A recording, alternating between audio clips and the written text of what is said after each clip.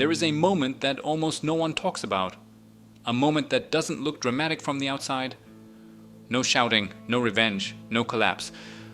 But psychologically, it is an earthquake. Carl Jung discovered something that deeply unsettles narcissistic personalities, not because it makes the empath cruel, but because it makes them unreachable. And narcissists cannot survive what they cannot reach.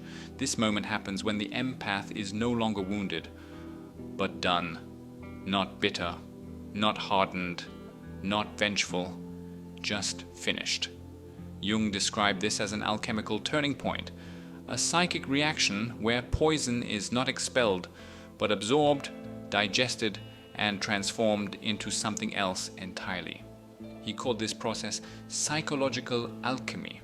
And once it happens, the empath does not become dangerous in the way the world expects. They become unbreakable. Most people misunderstand empaths. They think empathy is weakness. They think sensitivity means fragility. They think kindness is naivete. But Jung saw something different. He believed empaths possess what he called authentic being, a psyche rooted in lived experience rather than image. Narcissists, on the other hand, do not live from being. They live from persona, masks, reflections, borrowed energy, external validation. Where the empath feels deeply, the narcissist performs deeply. And this difference changes everything once the empath reaches their breaking point. A narcissist feeds on reaction, admiration, fear, confusion, emotional chaos. This is what Jung would later conceptualize as a form of psychological vampirism. Not evil in a cinematic sense, but unconscious. The narcissist does not drain because they enjoy cruelty. They drain because they are empty. The empath, meanwhile, has always been full, but leaking. Leaking energy, leaking forgiveness, leaking understanding, leaking chances, until one day they stop. And that's when the balance of power reverses. Jung warned that the most dangerous psychological transformation is not rage, it is integration. Because when the empath integrates what they were taught to suppress, anger, boundaries, discernment, self-authority, they do not swing into cruelty, they swing into clarity. This is where Jung introduced the principle of enantiodromia, the tendency of things to turn into their opposite when carried to the extreme. Excessive empathy eventually becomes sovereignty, endless giving becomes self-possession, silence becomes presence, and presence is terrifying to those who rely on manipulation. Here's the part narcissists never expect. The empath doesn't fight back. They withdraw psychic access. No more explaining, no more defending, no more proving reality, just an internal shift.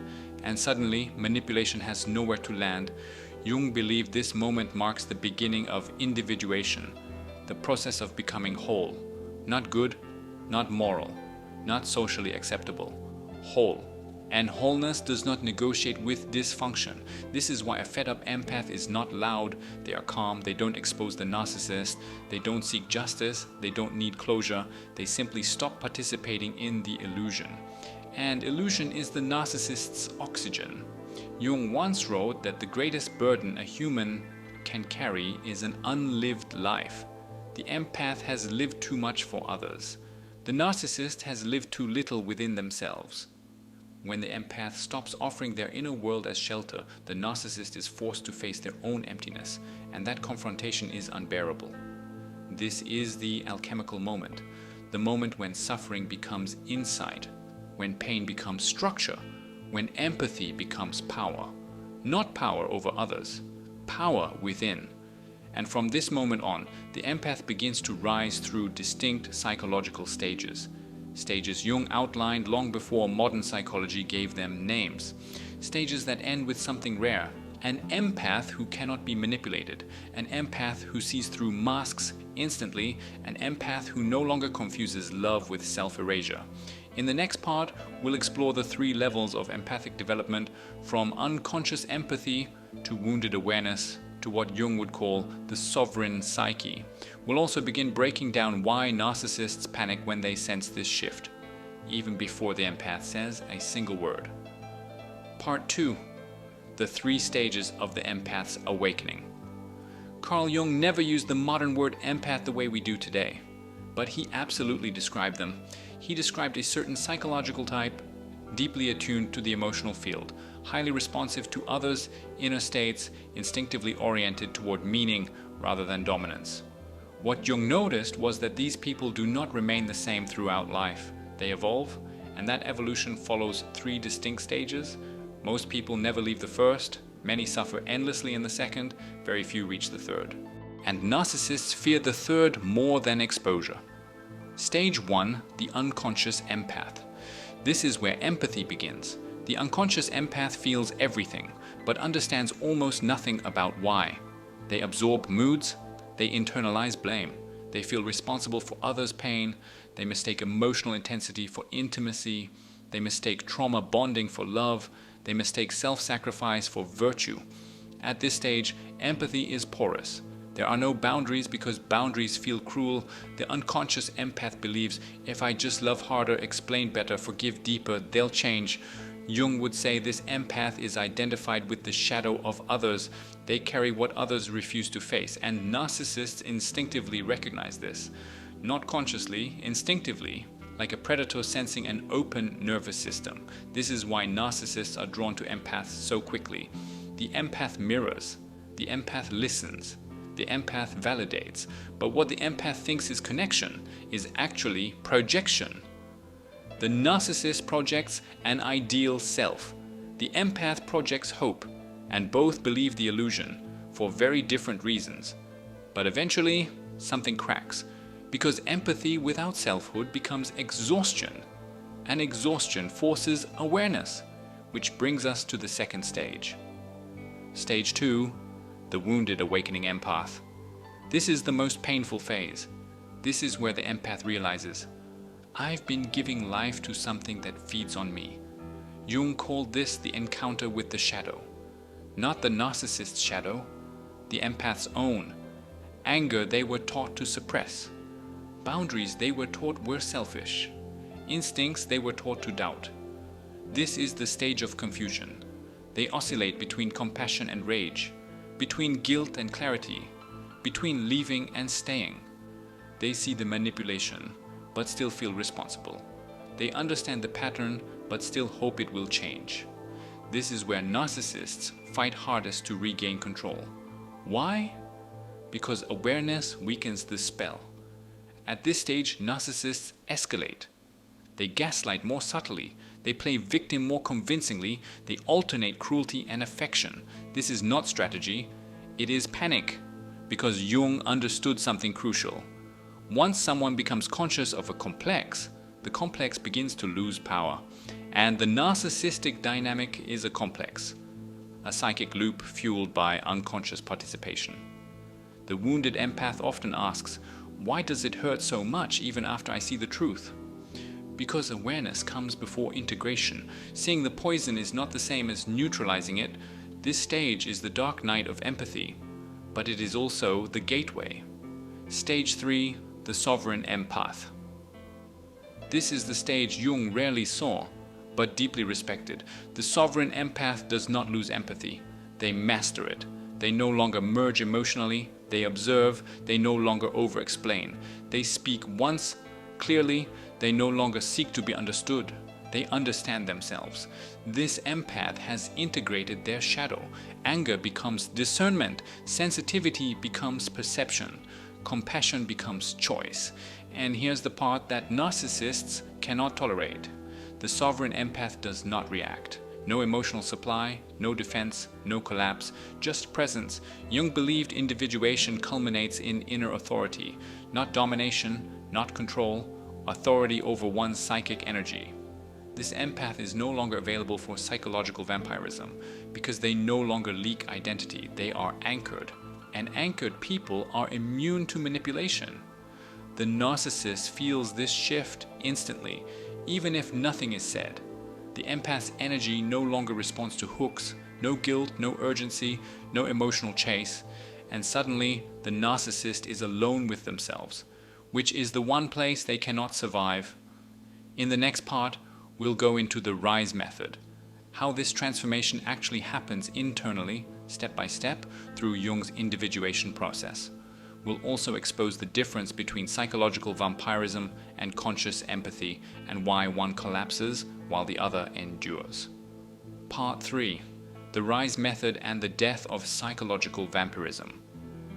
Carl Jung believed that real change does not happen by thinking differently. It happens when the psyche reorganizes itself, not through affirmations, not through willpower, but through conscious confrontation with what has been avoided. This is where the empath's awakening stops being emotional and becomes structural. To understand this, we need to talk about what Jung would recognize as a 4-stage movement of individuation, what we'll call the rise method, not a technique, a psychological sequence. Once it begins, it cannot be reversed. R. Recognition. Recognition is brutal. This is the moment the empath stops romanticizing suffering. They recognize patterns instead of isolated incidents. They stop asking, "Why are they like this?" and start asking, "Why am I still here?" Jung emphasized that projection dissolves the moment responsibility returns to the self. This is not self-blame, it is self-reclamation. The empath recognizes that their empathy has been unboundaried, not virtuous, that their loyalty has been misplaced, not noble, that their exhaustion is information. And this recognition shatters the narcissist's leverage, because manipulation depends on confusion. Integration. This is the most misunderstood step. Integration does not mean forgiveness. It does not mean understanding the narcissist better. It means integrating the empath's disowned traits, their anger, their refusal, their capacity to walk away without explanation.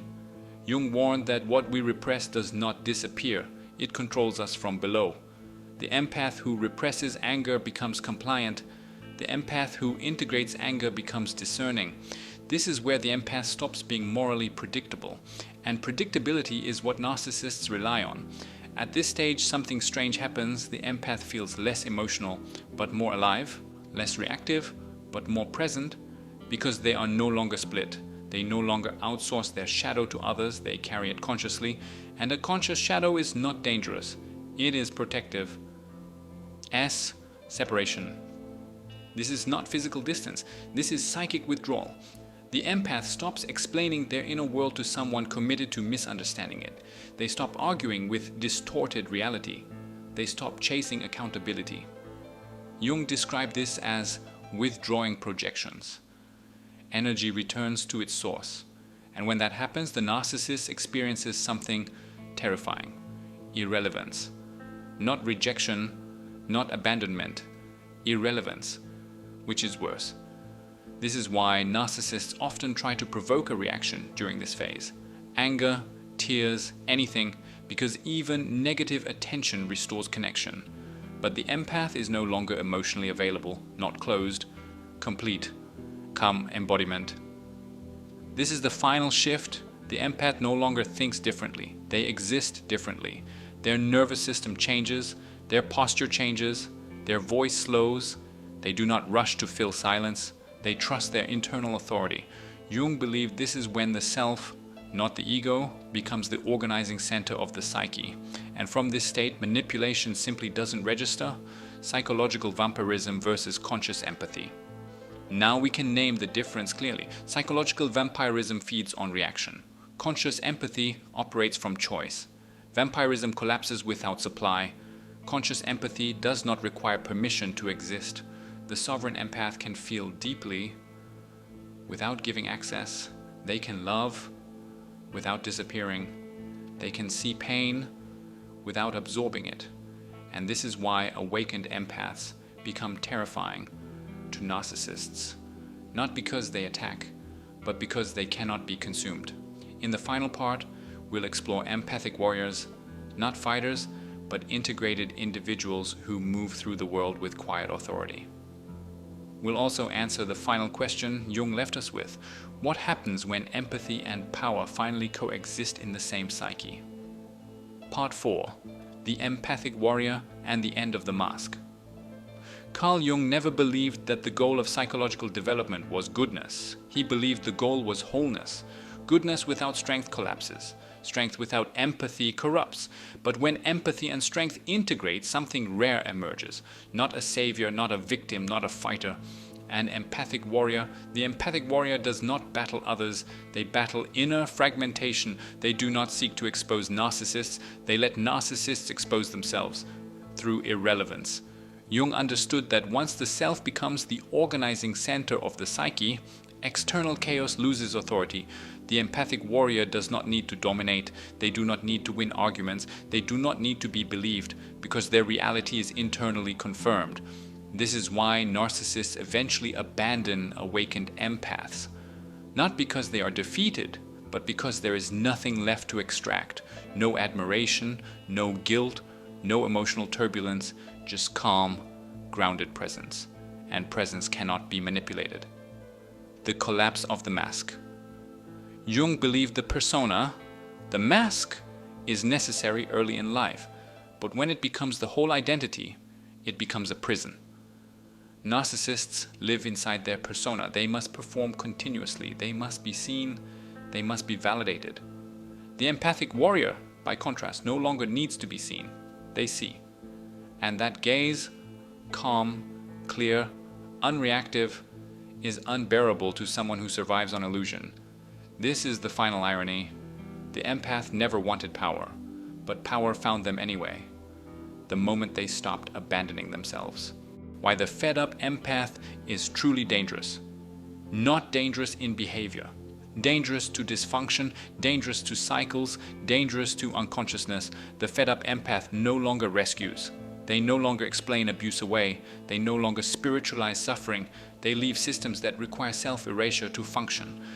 And systems like that collapse when empathy exits. Jung once wrote, "The most terrifying thing is to accept oneself completely."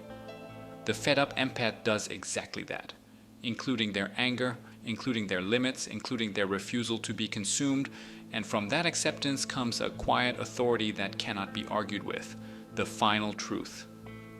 Empathy was never meant to be endless giving, it was meant to be perception. The empath's sensitivity was not a flaw, it was training. Training to see beneath masks, training to feel subtle shifts, training to recognize when something is no longer alive. Once that training completes, the empath does not return to innocence. They return to truth, and truth does not shout. It does not convince. It does not chase. It stands. If you've made it this far, this message wasn't entertainment. It was recognition, and recognition is the first step of freedom.